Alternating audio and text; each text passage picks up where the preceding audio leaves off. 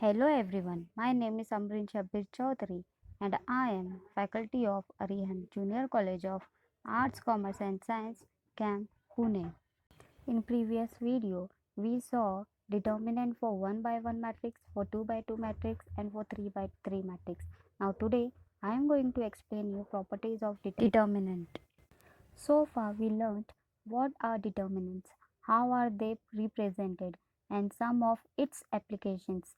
Let us now look at the properties of determinants which will help us in simplifying its evaluation by obtaining the maximum number of zeros in a row or a column. These properties are true for determinants of any order. However, we shall restrict ourselves to determinants of order 3 only.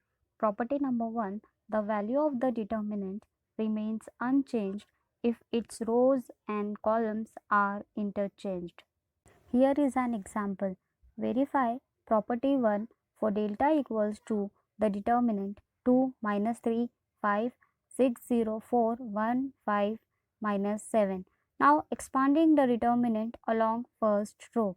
So here first row is 2 into the determinant 0 4 5 minus 7 minus 3 into minus 3 to the determinant 6 4 1 minus 7 plus 5 into the determinant 6015. After solving this determinant, we get the answer that is minus 28. By interchanging rows and columns, we get delta 1 equals to 261 minus 30554 minus 7. And after solving this determinant, we get the answer minus 28. That is hence here delta 1 equals to delta, hence property 1 satisfied. Now property 2, if any two rows or columns of a determinant interchange, then sign of determinants changes. Now here consider the determinant delta equals to 2 minus 3 5 6 0 4 1 5 minus 7. So after solving this determinant, we get the answer minus 28. Interchanging R2 and R3, we get the new determinant delta 1 equals to 2 minus 3 5 1 5 minus 7 6 0 4. And after solving this determinant, we get the answer this is equals to 28. Hence delta 1 equals to minus of 28, which is equal to minus delta. Therefore delta 1 equals to minus delta, hence proof. Property 3, if all elements of a row or column are 0, then determinant is 0. Here consider the determinant 0 0 0 3 4 5 1 2 1. After solving this determinant, the answer is 0. Now property number 4, if any two rows or columns of a determinant are identical, then the value of determinant is 0. Here is an example. Consider that the delta equals to 3 2 3 2 2 3 3 2 3. Here in this determinant, first and third row are identical.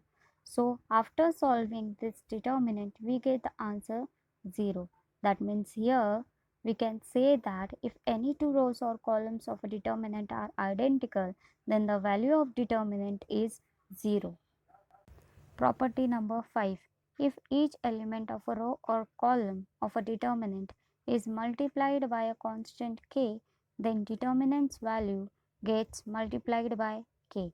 Here consider the determinant 102, 18, 36, 1, 3, 4, 17, 3, 6. Now take 6 common from the first row of the determinant. Then we get the answer 6 into the determinant 17 3 6 1 3 4 17 3 6. Now property number 6, if elements of a row or column of a determinant are expressed as sum of two or more terms, then the determinant can be expressed as sum of two or more determinants. Example, determinant a, b, c, a plus 2x, b plus 2y, c plus 2z, x, y, z. This can be written as A, B, C, A, B, C, X, Y, Z plus determinant A, B, C, 2x, 2y, 2z, X, Y, Z. Now, property number 7. If in a determinant all elements above or below the diagonal is 0, then the value of the determinant is equal to the product of diagonal elements. That is, here example is there, determinant A, B, C 0, E, F 0, 0, I, which is equal to A 0, 0, D, E 0, G, H, I, and the answer is A into E into I. Thank you everyone.